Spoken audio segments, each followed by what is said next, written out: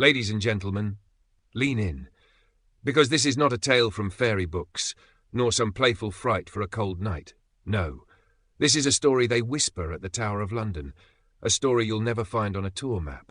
They say if you stand still in the tower long enough, you can feel it breathe. Not like a gust or a draught, no, a slow exhale of centuries, secrets of things best left buried. Let me tell you about Martin Hale, a bright young scholar from Bristol, PhD student, eager, brilliant and curious, dangerously curious. It was late autumn, and Martin was granted rare after-hours access to the tower. He was chasing legends, the tale of the two young princes, Edward and Richard, who vanished in 1483. Their deaths never solved, their bones, some say, never truly found. He was told to stick to the public areas. But you see, Martin didn't always follow the rules. The grounds were silent under a cold, moonlit sky. His footsteps barely made a sound on the stones. His torchlight flickered, like it too was nervous to go on. And there it was, the bloody tower, dark, still, waiting. Martin stepped inside, and the air, it changed. The moment he crossed the threshold, sound disappeared. No echo, no wind, just a pressing silence.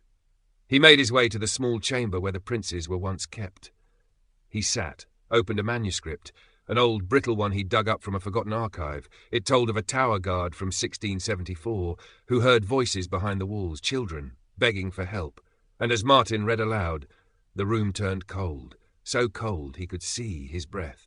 But it didn't move, it just hung there in the air like time had stopped. Then, from the silence, a whisper, fragile. "Please, help us." Martin stopped, his skin prickled. He turned, nothing. He stood, flashlight trembling in his grip, until it flickered once, then died. And there in the pitch black, a giggle, high, childlike, and then another voice, close, right behind him. "He's coming." Martin couldn't breathe. A rush of air brushed past him, icy, reeking of wet stone, the turf, and blood. Old blood. Then a touch, a small hand, gripping his, cold as death. He couldn't move. The door behind him, locked just moments ago, creaked open. Slowly, he was being pulled toward the wall. No, I'm not supposed to be here," he shouted, and then footsteps, not his, not the children's, heavy armored, angry. The little hand let go, and the chamber exploded with sound, screaming children and something else, something wrong, a roar that didn't belong in this world. Martin ran. He ran. Didn't stop until he reached the yeoman warder at the gate. The beefeater looked him over, pale and shaking. "The bloody tower, was it?" the guard asked. Martin could only nod. The man sighed, not surprised. "You're not the first," he said, "and you won't be the last." Martin tried to speak, tried to explain, but all he managed was, "They were real. The boys, they're still in there."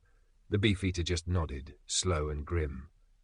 "Aye, but it's not them you should fear. It's the one who comes after." Martin left that night, vanished from academia, never finished his thesis, never spoke of the tower again. But listen, if you ever visit the Tower of London, go to the Bloody Tower just after sunset.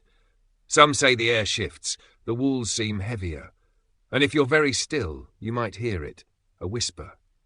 He's coming, and for just a moment, the walls themselves will seem to breathe.